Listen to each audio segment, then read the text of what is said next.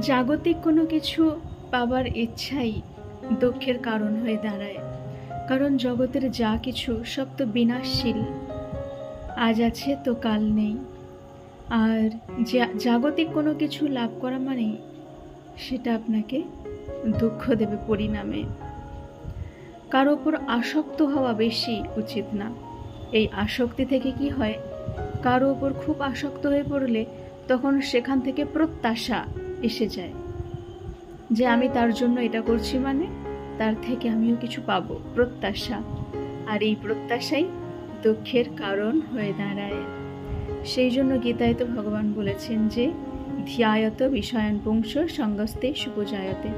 বিষয়ের চিন্তা করতে করতে সেই বিষয়ের সঙ্গ লাভ করতে ইচ্ছা যায়।